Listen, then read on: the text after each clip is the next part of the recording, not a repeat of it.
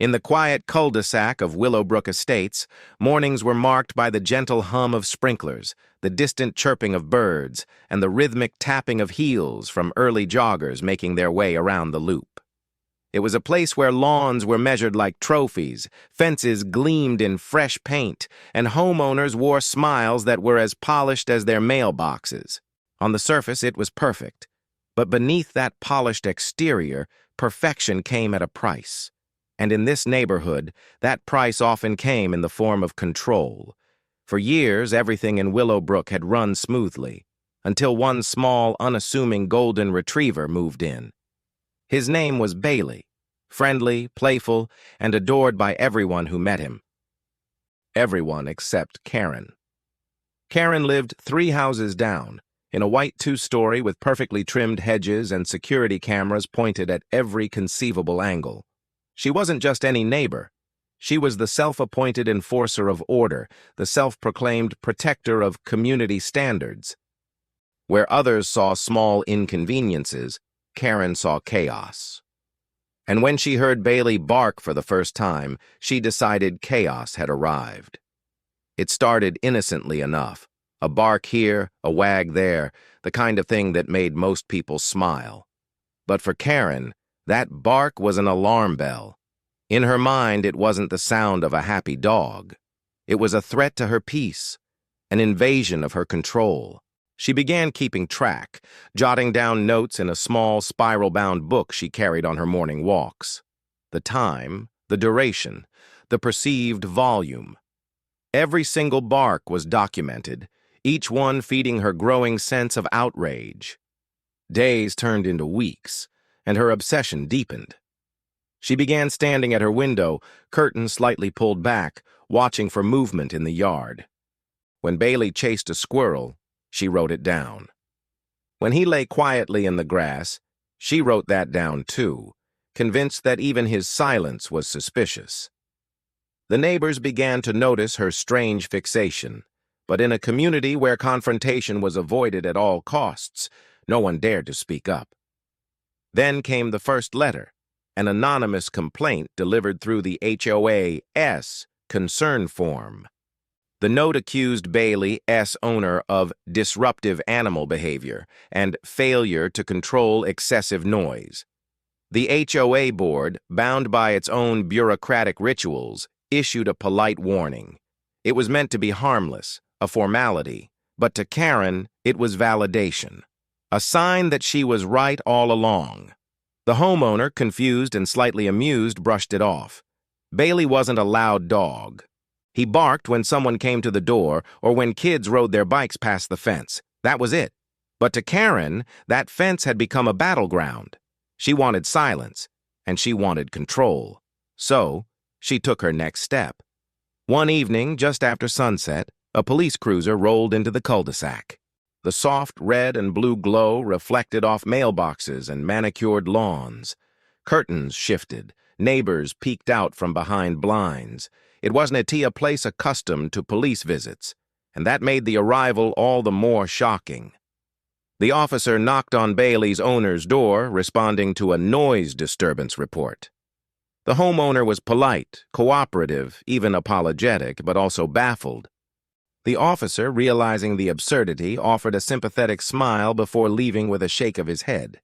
No citation, no issue, just confusion. But for Karen, that wasn't enough. The lack of punishment didn't discourage her. It enraged her. How could they not see the problem? How could the law ignore something so disruptive? To her, the barking was proof of disorder, of disregard, of rebellion. And rebellion could not stand. She began collecting more evidence. Video clips of Bailey barking, edited and spliced together to make it seem worse than it was. Recordings taken at odd hours, sometimes when the dog wasn't even outside. She filed a second complaint, this time directly with animal control. Another visit followed. Again, no issue found. Bailey was friendly, quiet, well-fed, and well-trained. Once more, she had failed to get her way. But each rejection only deepened her determination. The HOA meetings became her stage. She stood up during the open comment sessions, voice trembling with self-righteousness, speaking of rampant noise violations and disrespect for community tranquility. Most rolled their eyes. A few nodded politely just to move things along. Yet one or two board members, new to the role, unfamiliar with her history, began to listen. And that was all she needed, just a sliver of support to fan the flames. Soon whispers began to spread, not about Bailey but about Karen. Neighbors started sharing their own stories. The time she complained about children playing too loudly, the time she demanded someone repaint their door because it was too cheerful, the time she called the HOA over a garden gnome. One by one, the pieces of her obsession began to surface. The community that once tolerated her began to see her for what she was, a ticking time bomb. But Karen didn't see it that way. To her, the neighborhood was slipping into disorder, and she was the only one trying to stop it. So she doubled down. She filed her third complaint. This time, it wasn't just with the HOA.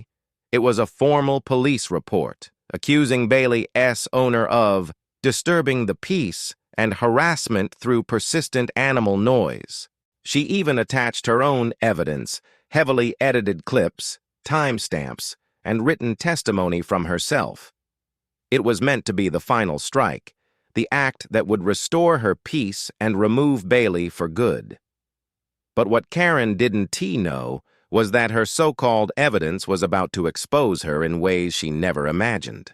Because buried within her recordings were more than just barks. There were conversations, private moments, and details that would soon turn the entire neighborhood against her. And as the police began to review her submission, they were about to uncover something that would turn a petty neighborhood feud into a full-blown scandal.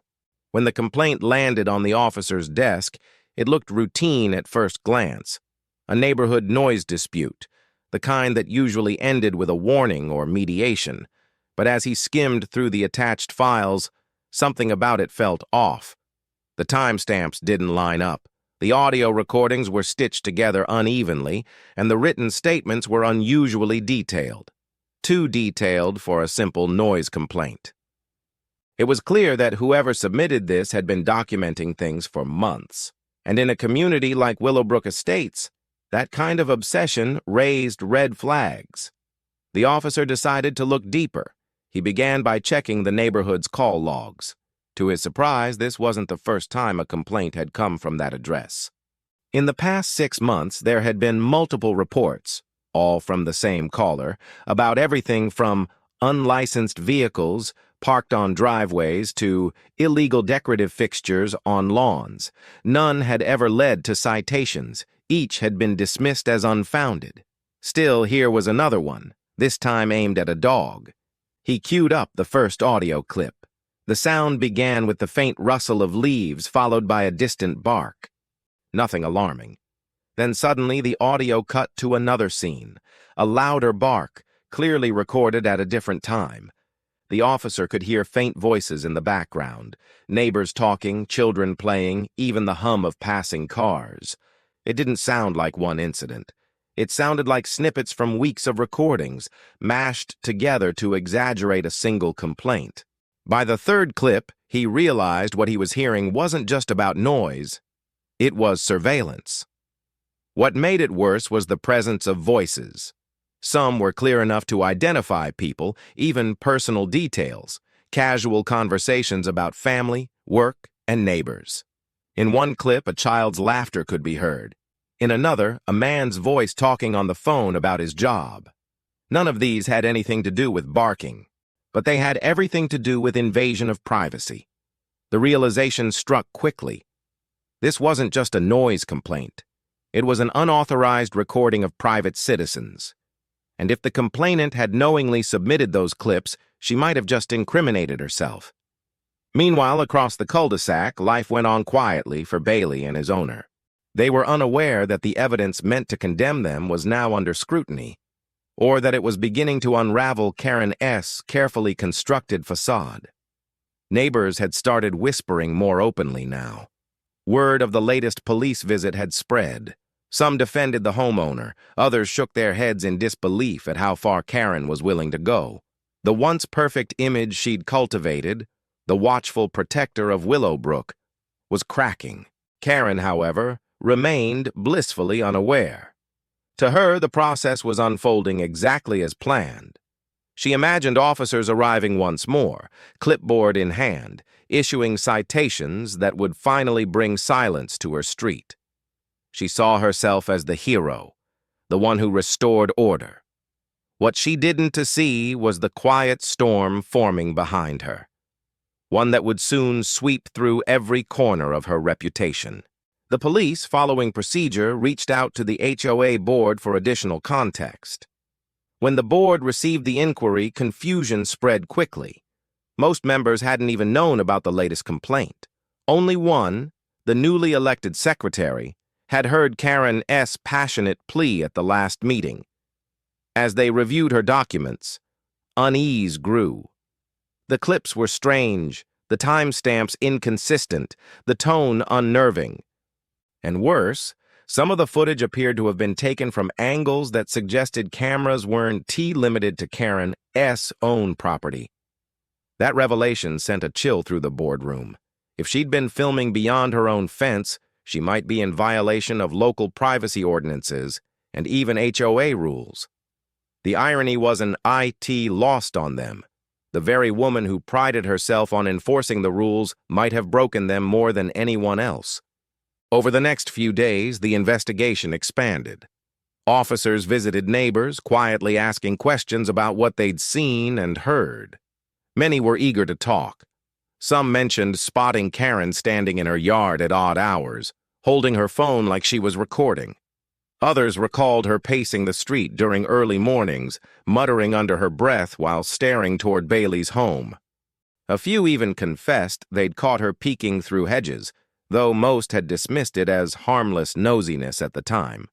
Each testimony painted a clearer picture, not of a neighborhood terrorized by a barking dog, but of a woman consumed by obsession. As investigators compiled the information, the tone of the case shifted. What began as a simple complaint was now being viewed through the lens of harassment. Bailey's owner was contacted, not as a suspect, but as a potential victim. The officer explained that his neighbor's recordings may have included unauthorized surveillance. Shocked, the homeowner agreed to cooperate, providing timestamps of when Bailey was outside, feeding schedules, and even quiet hours. All of it contradicted Karen's exaggerated timeline. By the end of the week, the truth was undeniable. The so-called evidence was a patchwork of manipulated clips, selectively edited to create the illusion of constant disturbance. And in her pursuit of silence, Karen had crossed a legal line she didn't even know existed. But before any official action could be taken, protocol required one final step: a face-to-face interview. The officers would need to visit Karen directly to hear her explanation and confirm her intent. When they knocked on her door that afternoon, she greeted them with pride, certain she was about to be congratulated for her diligence. The sight of two uniformed officers filled her with validation. Finally, someone was taking her seriously. But as the conversation unfolded, her smile began to fade. Their questions weren't about barking. They were about cameras, about recordings, about privacy. Each question dug deeper, peeling back layers of her story until her confidence started to tremble. By the time they left, her certainty had turned to unease. For the first time, Karen began to wonder if she had gone too far. That night, as the street fell into its usual stillness, Karen sat at her desk, replaying everything in her mind. The barking that started it all, the complaints, the videos. Somewhere along the way, she had stopped hearing Bailey and started hearing something else. A challenge to her control, a reminder that not everything in Willowbrook bent to her will. And as she stared at the neatly stacked folders of her evidence, a flicker of doubt crept in.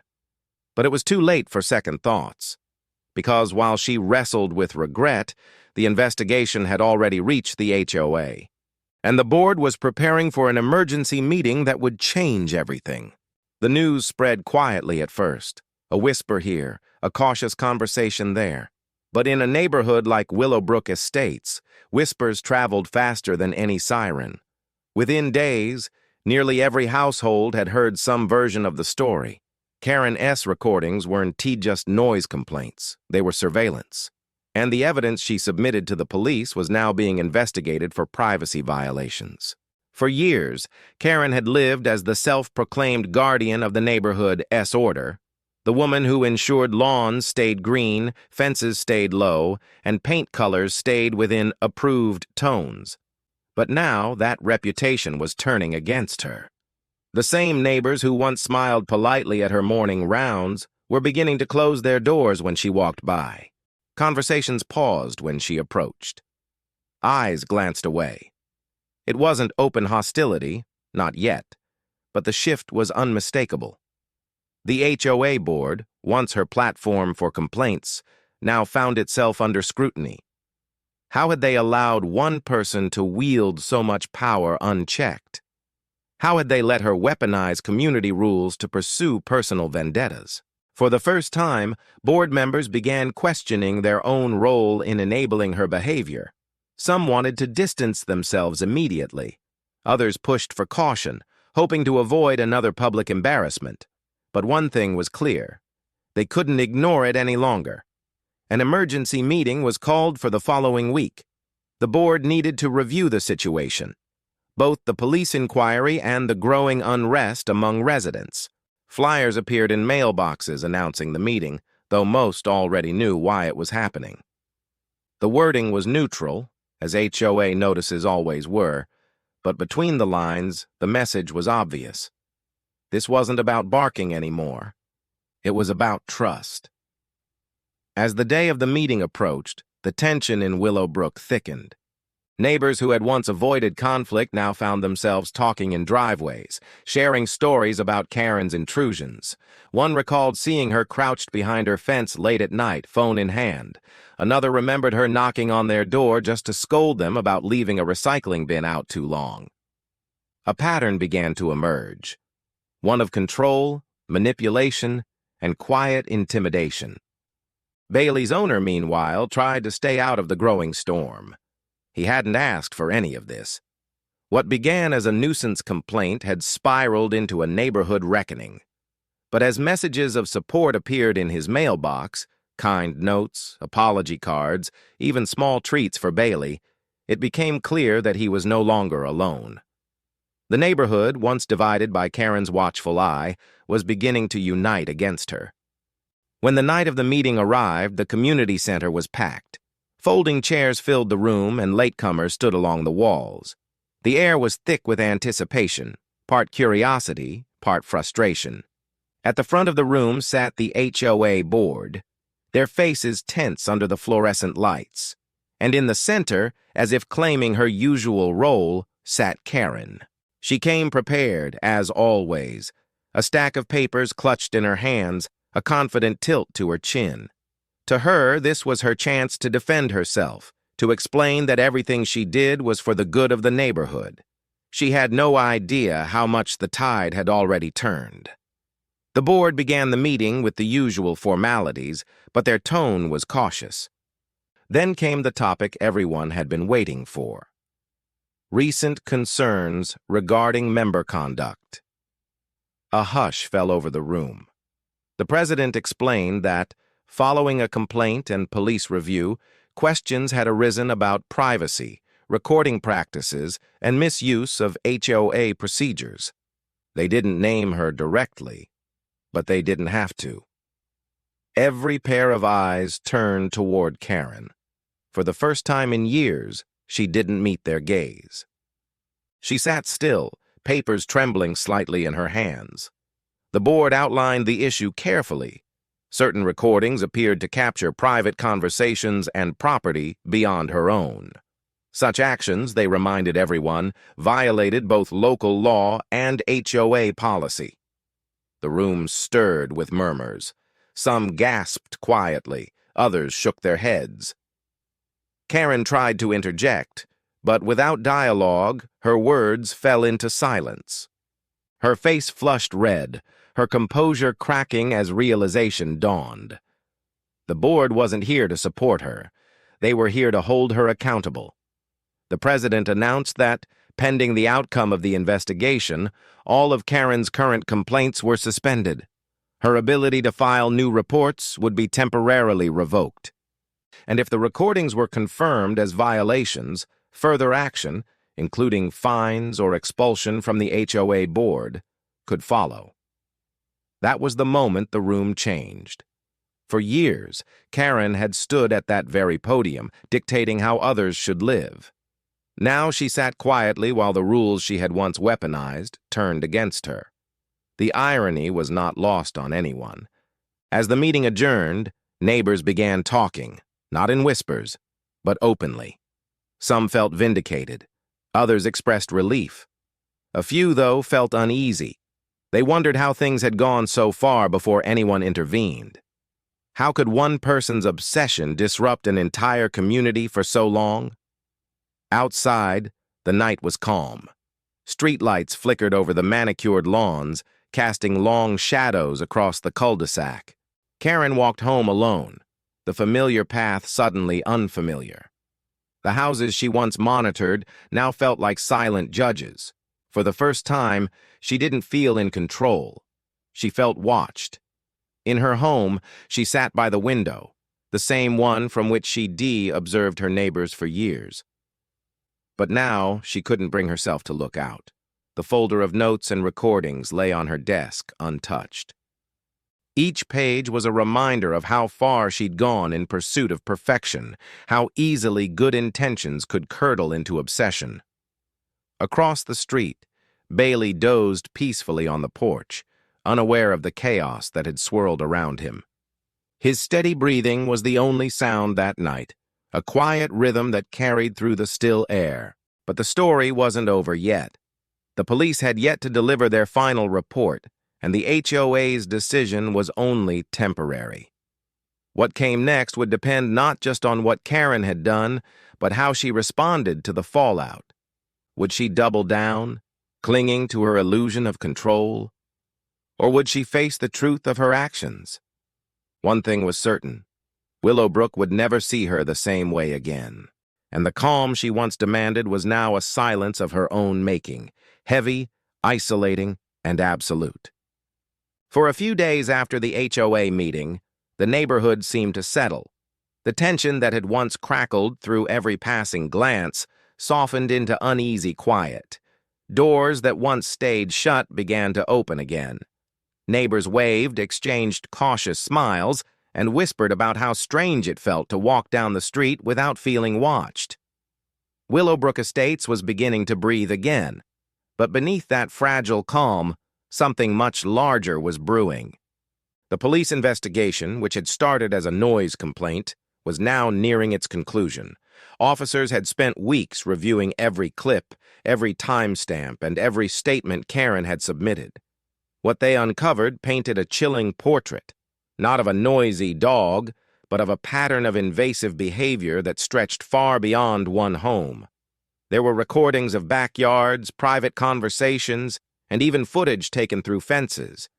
In one file, a neighbor's family barbecue could be seen, laughter and music playing in the background. In another, a child riding a bike paused briefly to wave toward Karen's camera. None of this had anything to do with barking. The final report was damning. It concluded that Karen had engaged in unauthorized surveillance of multiple neighbors, violating privacy laws and HOA regulations. And while her intent was framed as community enforcement, her methods crossed clear boundaries. The police forwarded their findings to the HOA, advising them to handle the matter internally, while reminding them that further action could be taken if complaints continued. When the board received the report, the weight of it hit them immediately. They couldn't keep this quiet. Too many residents had already been drawn into the situation. Too many questions were circulating.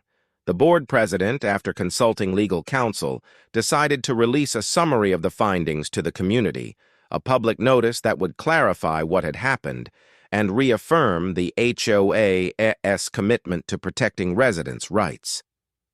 The announcement arrived on a bright Monday morning, tucked neatly into every mailbox.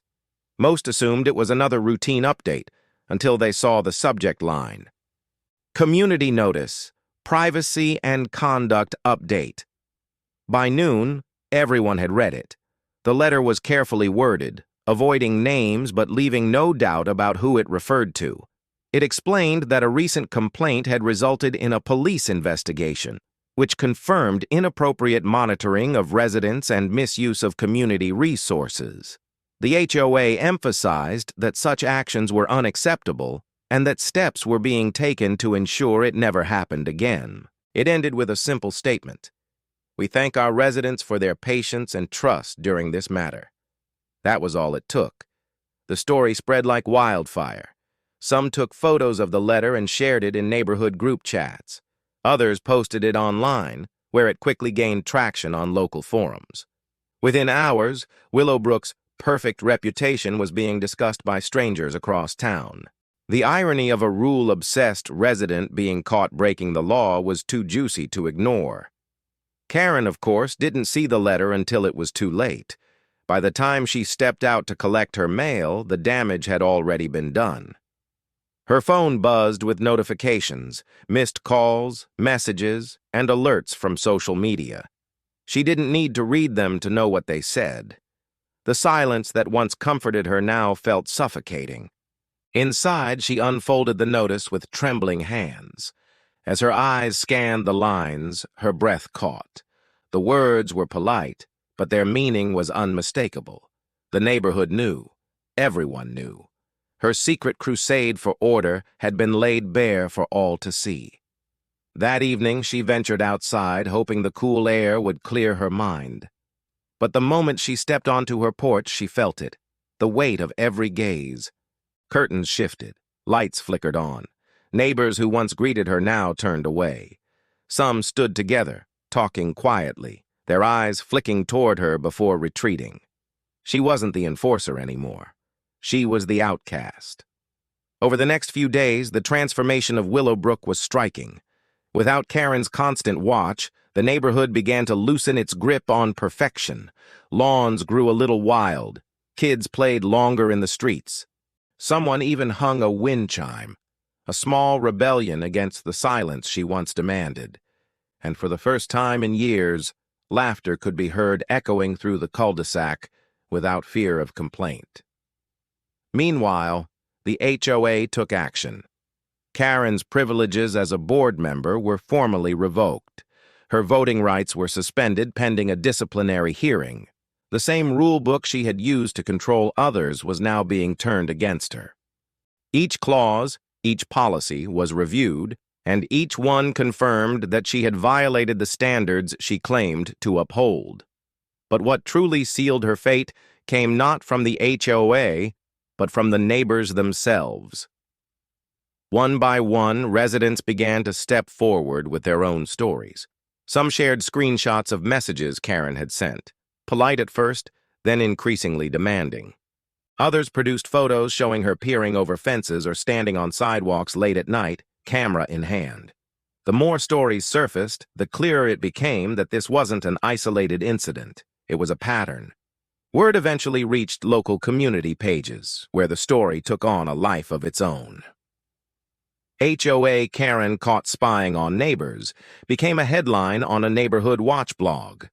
Commenters from nearby towns chimed in, some expressing outrage, others amusement. Strangers debated whether HOAs had gone too far, whether neighborhoods like Willowbrook were doomed by their own obsession with order. For Karen, the public exposure was unbearable. She stopped leaving her house except for brief, late-night errands. Her once proud garden began to wither. Flyers from local services piled up on her porch, untouched. The woman who once inspected every inch of the neighborhood now could not bear to look at her own reflection in the windows she used to watch others through. And yet, despite it all, a part of her still believed she was right. In her mind, she had only been trying to preserve the peace, to protect the neighborhood from decline. But the harder she clung to that belief, the clearer it became that she had mistaken control for care, and fear for order. Across the street, Bailey's owner watched quietly as the once-feared neighbor faded into isolation. There was no gloating, no revenge, just quiet understanding, the kind that comes from realizing how easily good intentions can twist into something harmful. Still, the story wasn't over. The HOA's disciplinary hearing was approaching, and with it came the possibility of permanent removal, even fines for violating privacy rules. Karen would finally have to face the very system she once used to dominate others. And while most residents hoped for closure, a few couldn't help but wonder what Karen might do when pushed to the edge. Because people who crave control rarely surrender it quietly, and in Willowbrook, silence was never truly silent. The morning of the hearing arrived with an unusual stillness. The streets of Willowbrook Estates, once bustling with routine activity, felt muted, as if the entire neighborhood was holding its breath. Even the birds seemed hesitant to sing. Everyone knew what was happening that day. It wasn't just another HOA meeting. It was the reckoning. The woman who had once ruled their cul-de-sac with scrutiny and suspicion was about to face the very rules she had long used as a weapon. The meeting was scheduled for noon in the same community center where so many of Karen S.'s past complaints had been heard. The irony was hard to miss. The same walls that once echoed with her lectures about community standards would now bear witness to her downfall. By mid-morning, residents began to gather. Some arrived out of curiosity, others out of long-held resentment.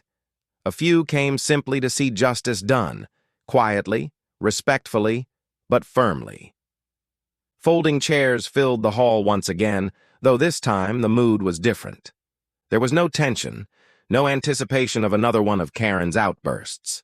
What filled the air instead was a somber sense of inevitability.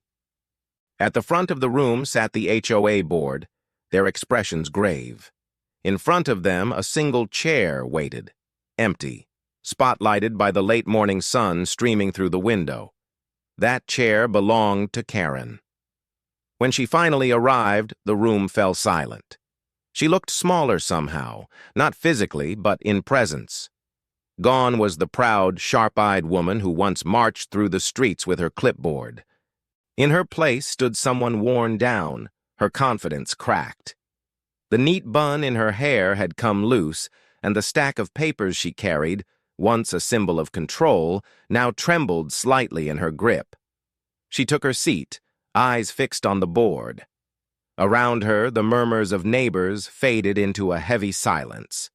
The HOA president began the proceedings. His tone was calm, measured, the voice of authority without cruelty. He outlined the purpose of the hearing, to address confirmed violations of privacy and misuse of community policy. He reminded everyone that the purpose was not punishment for its own sake, but accountability, a word that carried weight in a place like Willowbrook. As the review began, the evidence was presented clearly, one piece at a time. The police report, the recordings, the timestamps that didn't match, the testimony from neighbors who'd caught Karen watching or filming from her yard. Each point was read into record, each example carefully noted. Karen sat motionless. Her eyes darted occasionally toward the floor, as if searching for some unseen justification, some loophole that would make it all make sense again. For years, she had lived by the letter of the rule book. Now, those same rules were being read back to her like a list of charges. The board members took turns speaking. One mentioned how difficult it had been to realize that someone they trusted had crossed such boundaries. Another admitted that the HOA had been too lenient for too long, too willing to dismiss her behavior as passion instead of control. There was no anger in their voices, only disappointment, and that, more than anything, seemed to sting her. When it came time for Karen to respond, she hesitated. The silence stretched until it became unbearable. Her hands tightened around her papers, knuckles pale. Though she said nothing aloud, her posture spoke volumes, the defensive rigidity of someone who couldn't quite accept the truth. The board continued. They discussed the possible outcomes, suspension of membership privileges, fines for violating community rules, and permanent removal from any future board positions. Some residents quietly nodded in approval. Others simply listened, their faces unreadable. But it wasn't until one board member mentioned the phrase, breach of community trust, that Karen-esque composure finally began to fracture. Her breathing quickened. Her shoulders sagged. That phrase cut deeper than any fine could. For years, she had told herself she was protecting that trust, that every complaint, every rule enforced, was for the neighborhood's good. Now, the people she had claimed to serve were telling her she had destroyed it. The decision came quickly. The board, following the bylaws, voted unanimously to remove Karen from her position. She would retain her property, of course. No HOA could strip her of that. But her authority, her influence, her voice in community matters was gone, effective immediately. When the vote was announced, the room stayed silent. There were no cheers, no applause. The residents of Willowbrook had learned something through this ordeal, that justice didn't always need to be loud. Sometimes silence carried its own finality. Karen rose slowly from her chair. For a brief moment, she looked around the room, at the faces of neighbors she had once monitored, judged, and reported. Many looked away. A few met her gaze, not with anger, but with pity. That perhaps was the cruelest kindness of all. As she turned to leave, a gust of wind pushed through the open doors, rustling the papers in her hands. A few slipped free, scattering across the floor. Pages of notes, complaints, and meticulous records. For years they had been her armor, proof that she was right. Now they were nothing but loose sheets drifting underfoot. She didn't stop to collect them. She just kept walking. Out the door, down the steps, into the bright afternoon light that suddenly felt too harsh. Back in the hall, the neighbors sat quietly, letting the moment sink in. Bailey's owner lingered near the back, a bittersweet sense of closure washing over him. There was no triumph in Karen-esque downfall, only the quiet relief that came from knowing peace had finally returned. But peace, like order, was fragile. The damage Karen had done couldn't be undone overnight. Trust had been shaken, lines had been crossed, and the neighborhood's illusion of perfection had been forever cracked. Outside, Karen paused at the end of the path, glancing back one last time at the building she had once ruled. The chatter of voices drifted faintly through the open door, warm and human in a way she hadn't heard in years, and as she turned away, she realized something she had never considered before, that in trying to control her neighbors, she had lost them completely. The next morning, her house stood quiet, curtains drawn, blinds closed, the once watchful windows now reflected only emptiness. The woman who once policed every sound had become a ghost in her own home. But the story wasn't quite over. Because while Karen disappeared from sight, her legacy lingered. The neighborhood would have to decide what to do next, how to rebuild the trust she had broken, how to redefine what community really meant. And as whispers turned to reflection, one question began to echo quietly through Willowbrook. Had they allowed her power? Or had they given it to her?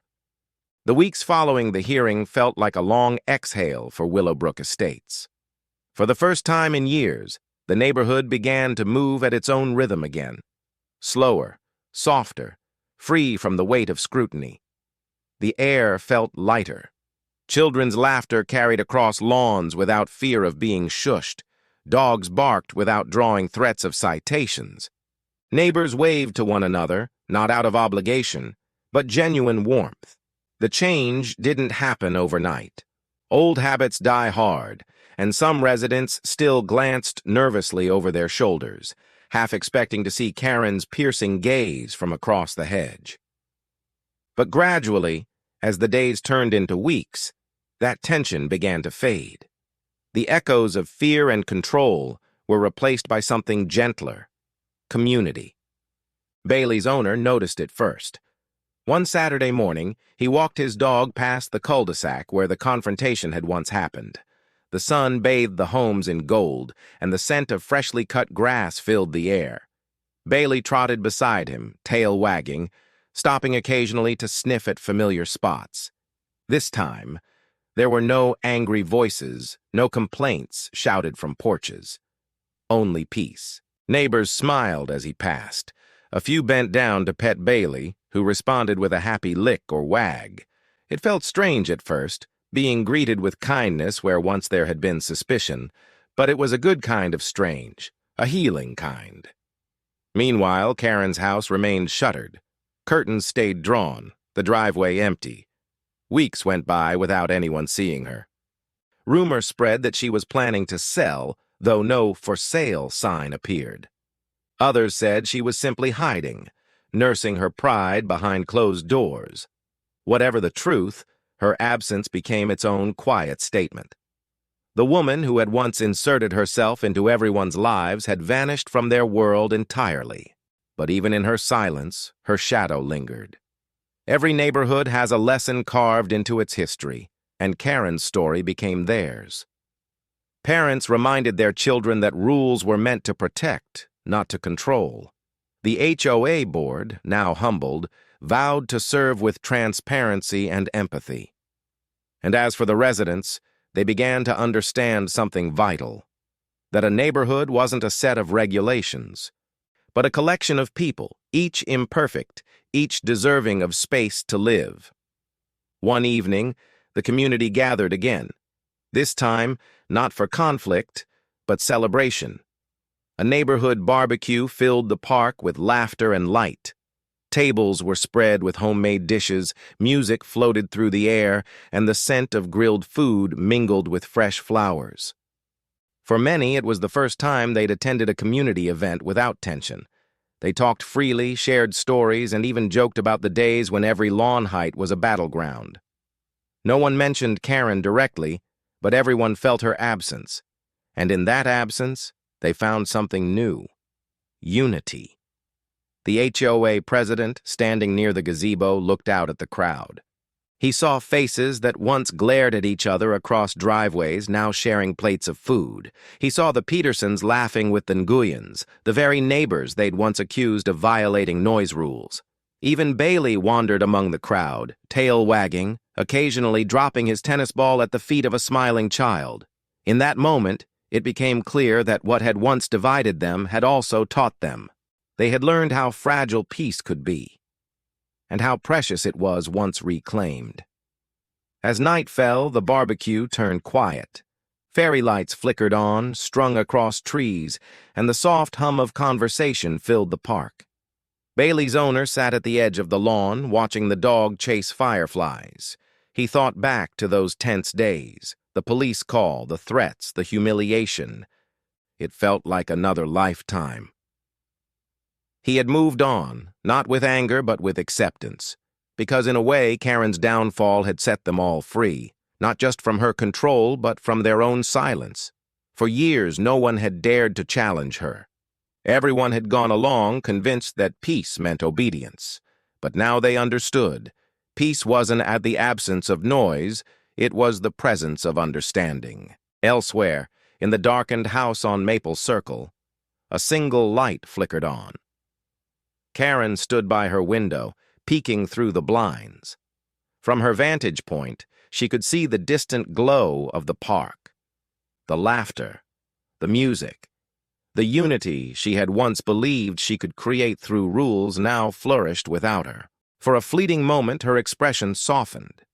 She realized that all her efforts, the reports, the warnings, the enforcement, had not brought the order she craved. Only distance, only fear.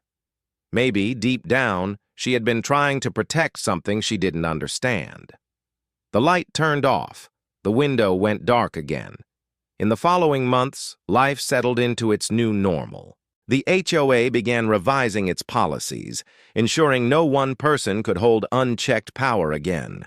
Residents started volunteer committees, gardening, security, neighborhood watch, each built on collaboration rather than control. Slowly but surely, Willowbrook Estates became what it had always claimed to be, a true community. Even Bailey became something of a symbol. His story spread across the neighborhood as a small reminder that sometimes the simplest joys can survive even the harshest judgment. Children played with him on summer afternoons, and his cheerful bark became part of the soundtrack of peace returning. By the time autumn arrived, the lawns had turned gold and red. Leaves crunched beneath feet, and laughter echoed through the streets once more. And though no one said it aloud, everyone felt the same thing: gratitude. Gratitude that the storm had passed, that order had returned not by force, but by choice. Willowbrook Estates was far from perfect. It never would be. But it was alive again, breathing, growing, learning. In the end, Karen S.'s greatest mistake became the neighborhood's greatest lesson, that control without compassion leads only to ruin, and that true order comes not from fear, but from trust. And so, as the sun set over tidy rooftops and quiet streets, the residents of Willowbrook walked their dogs, watered their gardens, and waved to one another from across white picket fences. They had been through conflict, through tension, through judgment, and they had come out stronger. For the first time in a long time, peace didn't feel forced. It felt earned.